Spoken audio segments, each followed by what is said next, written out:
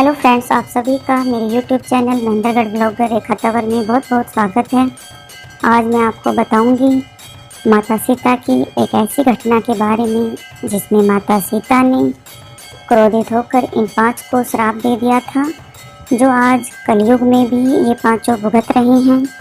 माता सीता ने क्यों दिया खोआ, गाय, तुलसी, फल्गु नदी और ब्राह्मण को श्राप, तथा क्यों माता सीता ने दशरथ जी का पिंडदान किया। जब श्री राम, माता सीता, लक्ष्मण जी वनवास काट रहे थे, श्री राम और लक्ष्मण जी के पिता राजा दशरथ की मृत्यु हो चुकी थी।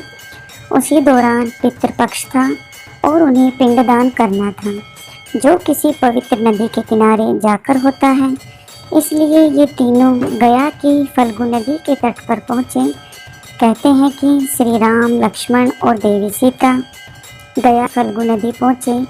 तब श्री राम ने पंडित जी से पूछा कि सामग्री के विषय में बताइए, और उसके पश्चात लक्ष्मण जी को पास के गांव में पूजा के लिए ज़रूरी सामान लाने को कहा।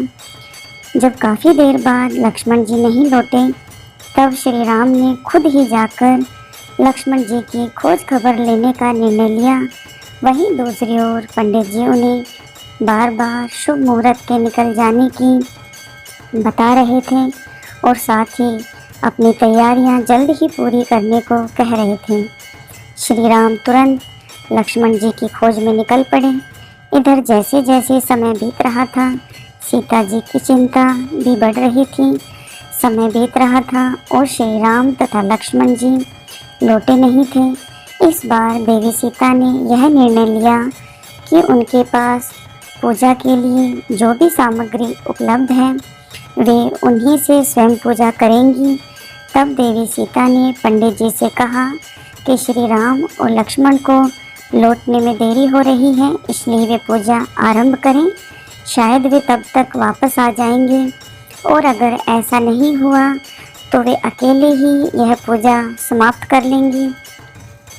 विधि पूर्वक पूजा करने के पश्चात देवी सीता ने अंत में पिंडदान किया, और जैसे ही उन्होंने प्रार्थना करने के लिए अपने हाथ जोड़े और आंखें बंद की, उन्हें एक दिव्य स्वर सुनाई दिया। उनकी पूजा संपन्न हो गई और स्वीकार भी हो गई। यह सुनकर देवी सीता को बहुत प्रसन्नता हुई, और साथ ही उन्हें इस बात की शांति मिली कि उनकी पूजा सफल हुई और राजा दशरथ ने उन्हें स्वीकार कर ली। हालांकि वह इस बात को भी भली भांति जानती थी कि वे श्री राम और लक्ष्मण इस बात पर भरोसा नहीं करेंगे, क्योंकि माना जाता है ऐसी पूजा बिना पुत्रों के पूरी नहीं होती। तब सीता जी ने फल्गु नदी, पूजा में इस्तेमाल होने वाली गाय और वट वृक्ष, कोआ, तुलसी के पौधे और पंडित को इस बात का साक्षी मानने को कहा। उन सभी ने उनकी आज्ञा का पालन किया।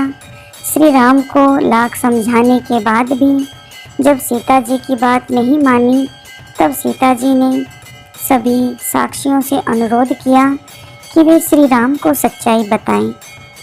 किंतु श्री राम के क्रोध को देखकर किसी ने भी सत्य बोलने की हिम्मत नहीं जुटाई। केवल वट वृक्ष ने श्री राम को सारी बात बताई। इस बात से देवी सीता बहुत दुखी हुई और क्रोधित होकर उन सभी को श्राप दे दिया। तब देवी ने फल्गु नदी को श्राप दिया कि वह सिर्फ नाम की नदी रहेगी, उसमें पानी नहीं रहेगा। आज भी इस नदी में पानी न होने के कारण यह सूखी पड़ी है। फिर सीता जी ने गाय को श्राप दिया कि वह घर घर पूजी जाएगी, किंतु लोगों की जूठन खाएगी, और इधर उधर यहाँ वहाँ भटकने का भी श्राप दिया। सीता जी ने पंडित जी को भी श्राप दिया कि कभी संतुष्ट ना रहेंगे आप, और इस कारण पंडित जी दान दक्षिणा देने के बाद भी संतुष्ट नहीं होते। और सीता जी ने तुलसी जी को भी श्राप दिया कि वह गया की मिट्टी में कभी नहीं उगेगी।